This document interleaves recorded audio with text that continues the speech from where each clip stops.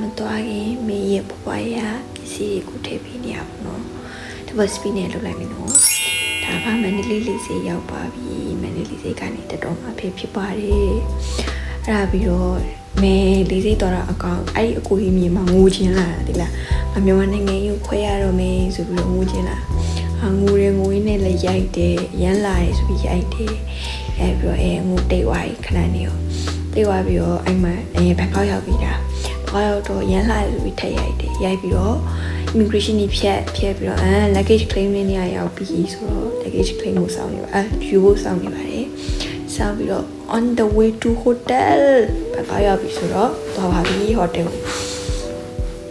ဟိုတက်ရောက်ပြီးတော့တငယ်ချင်းနဲ့တွေ့ပြီးအဲ့ဂျားရဲ့ဖြစ်တယ်မြဲလိုက်ရောက်ကွာဒီလားအရန်ပင်မနေလို့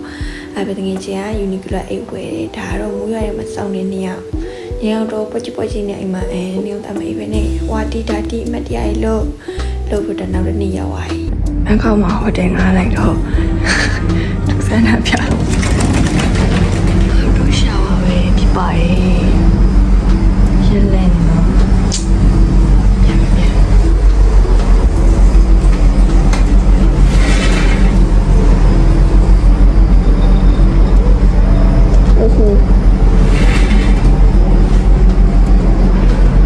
အဲ့လိုချိုးပါရပါ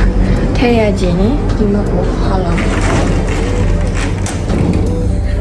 ရန်တင်တော့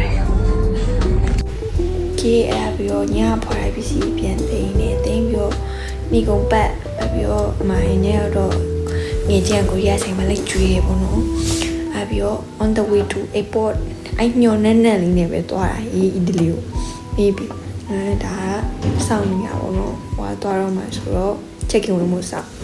ဒါကဘန်ကောက်ကနေပြီးတော့ဒိုဟာကိုပထမတစ်ဆင့်သွားတာပေါ့နော်။ဘာကျသွားပြီးတော့ဒါဒိုဟာမှာလီယိုဗာဆောင်းနေရမှာဖြစ်ပါတယ်။လီယိုဗာက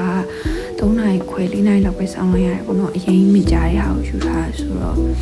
အဲ့မှာဒီတစ်ခေါက်ဒုတိယတစ်ခေါက်တစ်ဖြတ်မှာပဲဆိုင်းရိမ့်နေတာလေ။ပထမတစ်ခေါက်တော့အရင်ပင်မနေရောအားနေတိတ်မီရလဲရအောင်ဒီမှာမှပဲအဲ့လိုရိုက်ဖို့အတွက်အချိန်ရတယ်ပြီးခွာလို့မရှိတော့အဆင်ပြေပါ